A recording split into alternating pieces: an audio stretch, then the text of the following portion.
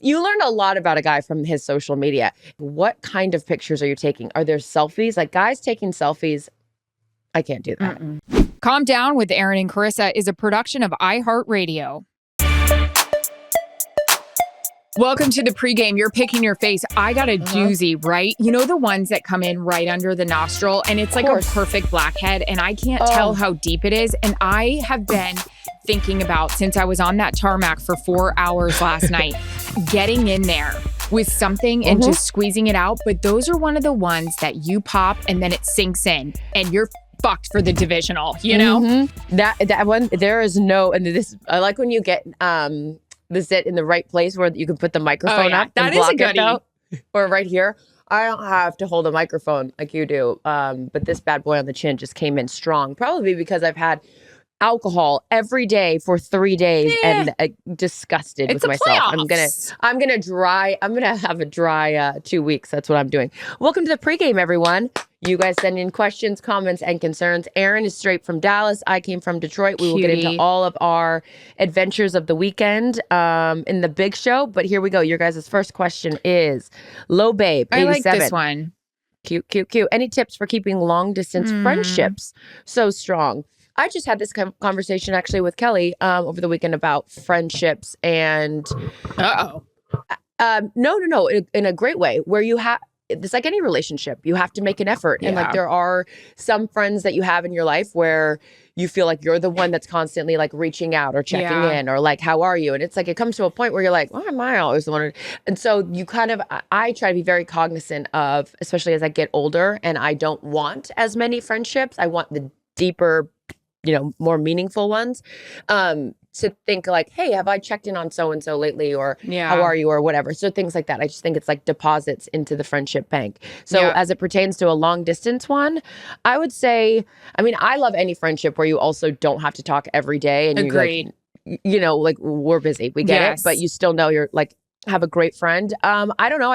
I would say just do a check-in every now and then, or make an effort to like send a text or call or things like that. Yeah, agreed. I answer lost for short. Two of my close friends that live here are gone. Went to Pittsburgh, went to New Jersey this summer, and thanks a lot, guys. But yeah, no, some days it's harder than others, and we've got a text chain. 4 of us. We have another girlfriend on there, kind of from that hockey world, and miss them a lot. And and it's also selfishly harder for me now because I have a kid and they're gone. But it's just always like you said, just trying to make the effort, and even when you can't make the effort, be like, so sorry, guys, I'm tied up. And they're bugging me yesterday on the field for gossip about the Dallas game. And I'm like, guys, I can't talk right now. I love you so much, but I got to go. We're in the middle of the game. Next question, girl. Eloof, whatever. Must-haves in your purse. What I should have more of is hand sanitizer, lip gloss for me, Listerine breath tabs, or a piece of gum. I have 50 lip glosses in there, which is crazy. Lip glosses everywhere. I always need to have eye drops too. These are the staples are actually right in front of me those because are good. I always need them. Yeah, that's great. I need to. This one looks like it might need to be thrown out though. How long has it been out here? Are your eye drops to get the red out or hydrate? Lubricate. Lubricate. I love eye drops for hydration, but also eye makeup irritates my eyes pretty quickly. So we're going Red Rover, send the eye drops right over. Okay. And then I was using them too much. Remember when you're like, I think you are addicted to these things. Then it was like we had a problem. We had to back it up and not use them as much. But always lip glosses, eye drops. I'm being better about carrying cash. I used to not have any cash on me. And then I freak out where it's like when you tip the driver from the car service and you don't have the cash. And I'm like, oh my God, I'm so sorry. Or like, so I'm trying to be better about always having cash on me. You never know in an emergency situation, gal. What else we got here? Anonymous. Oh, these are our favorite. Thoughts you do love these. On if a guy looks at your socials right away, does it mean anything or no? I need more context. Yeah, I need more context. But obviously, in the world of social media, it's the first thing that I look at when in my long dating that I've been doing. But like, no, that's like the first place I go and like look. Like, is this guy You learn a lot about a guy from his social media. How many times are we posting? If we're posting a lot, then I'm out. Like, don't you have a job? Like, why are we posting every day? Right. Unless that is your job. The other one is like, what kind of pictures are you taking? Are there selfies? Like guys taking selfies. I can't do that. Okay, can you imagine Jarrett or Steve being like this and sending you a picture like, hey, babe? I'd be like, what? Give somebody else your phone and stand there and smile. Do not take a selfie. Absolutely not. So yeah, we need more context, but thoughts on if a guy looks at your socials right away. I think that's normal. I don't think there's anything wrong with that. This is a good one. Anonymous. I make more than my husband and he gets very jealous. How do I deal with it? Well, most of my husbands never even had a job, so I always made more. Bada boom, bada bing. She didn't even take a breath. Woo! Zinga. I mean, you guys got to tee these things up for me, you know? I would definitely, before I didn't like them, I would try to be nice about it and say like, oh, but you do so many other things that don't, you know, who cares about the money? You're making sure that the dogs are walked, or you're making sure that the house is clean, or you're doing other things. Packing for this trip, taking care of the kid. Yep. That makes it so we could focus on our job and do the things that we needed to do. So it never bothered me. Now it bothered me when you don't have a job and you're spending my money and asking for it. Now we got a real problem. But if you don't make as much money, it is not a big deal. Just make sure you're making up for it in other ways. So it feels like, you know, it's an even playing field. Agree. And you said it perfectly. You are helping us go make the money, or you are helping that person go make the money. So take care of shit so we don't have to worry about it and go make the cash. Summer. Jesus. Smother me. Summer Hector. Sure. Hector. So sorry. When you guys were dating, did you take your makeup off if a guy is sleeping over? That's like the scene in Bridesmaids where Kristen Wiig. Or Proposal. Every woman can relate to that. Yeah. I used to wear a lot more makeup. Like on TV, I still wear a lot of makeup. But in life, I used to wear a lot of makeup and my face would break out a lot, as I was talking about my zit on my chin. So I would when I first started, I have a real thing. You know this about me. Like I have to take a shower before I go to bed.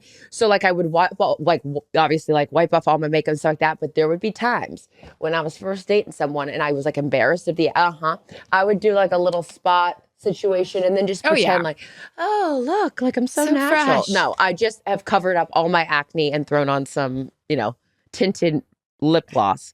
But I wasn't worried about makeup because I'm basically horrendous. But I was more worried about like a pack of gum right by the bed, you know, so it wasn't like, good morning. Yeah. How are you? It was like, oh, my breath is just so minty all the time. I'm adorable. Yeah. Mints. And going back to the purse question too, I always have to have perfume. Erin and I we're very big on smells. Like I can't have anyone being like the breath or the body odor or anything is stank. You know what? I was thinking about you this weekend when I was on my way to dinner in Dallas and I was running late, of course, and I went to go meet all of my crew downstairs and I had done a good and I hop in the elevator and this poor woman hopped in with me and I was like, I'm so sorry. Like you are gagging right now. This is so bad. You feel like you're in Miami or something. Woo! I've had that happen before. Or how about when how about your dog starts sneezing? Like I'll come downstairs and the Willis will go, shh, shh, shh. I'm like, oh, sorry, kid. A lot of perfume on right now. He like can't breathe, that poor dog. Fuck. Happy Stylist. Is that your name? That's adorable. It is. As regular travelers, do you watch the movie on your screen or look around judging fellow passengers on their movie choices? I discovered I'm the latter. I do too. For sure. I'll totally get caught in another movie. Last night when we were on the tarmac for 75 hours, I got caught up on Real Housewives of Salt Lake. And so when we got off the tarmac, I'm almost done. I'm almost at the last episode. I'm like 20 minutes in. You know, all the boys from my crew that are headed back to LA, they were like, fuck, that was so long. I was like, oh, really? I didn't even notice. I was just buzzing through Salt Lake. Do you watch it on your iPad? I was so lazy and kind of tipsy because we got to the bar quickly in Dallas. TGI Fridays. Don't sleep on it, you know. Please, what was that?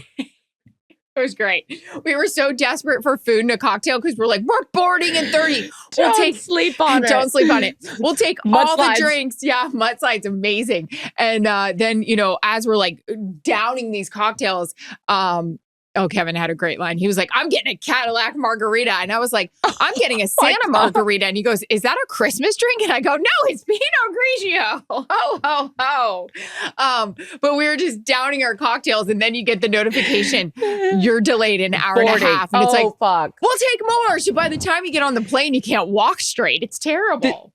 There's that one, but then there's also the one where you're like, oh, I have time for like a quick cocktail, and you can't. The line's taking forever. They're not go fast enough, and now we get the Delta notification. You're boarding. Your zone is boarding. I used to be the gal that would wait till the last zone was boarding. So I'm like, I'm gonna try to get on the plane any earlier than I have to. Not anymore. Not when this overhead space is being taken really up gets you. by. It is it's my biggest issue. Yes. Because then now I got to be like, whose bag is this? And they're in 32C. Why is it over here? You guys have heard my rant about this. I have a real problem with it. But now I right when my zone is boarding, I get on up there because I'm not trying to lose my overhead space. But then you can't get the cocktail. And then I don't like when the flight attendant, which again, we've discussed this at length as well, how much we respect flight attendants. But I also like to be offered a drink while the other passengers are still boarding. But I know they're busy. I know they're busy. I know you're busy. But if you have a chance, hook a gal up. Red wine. It's real easy. I'm not even having you mix anything. No. How about, and also too, this is the conversation for the big show. This happened over the weekend too, where it was like early breakfast. It was like 9:30 breakfast. And I'm looking around waiting for someone else to order the cocktail first. So I don't seem like the constant degenerate. And then right when I hear someone say mimosa, I'm like, me too. Thank you. Me too. It's like, you need that first person to order it. Yeah. I think that's going to do it. Yeah, Mason Rudolph just threw a pick, and we're going to head on over. We're going to get the ball to the other side. We're going to have the big show coming up next. Calm Down with Erin and Charissa is a production of iHeartRadio. For more podcasts from iHeartRadio, visit the iHeartRadio app, Apple Podcasts, or wherever you get your podcasts.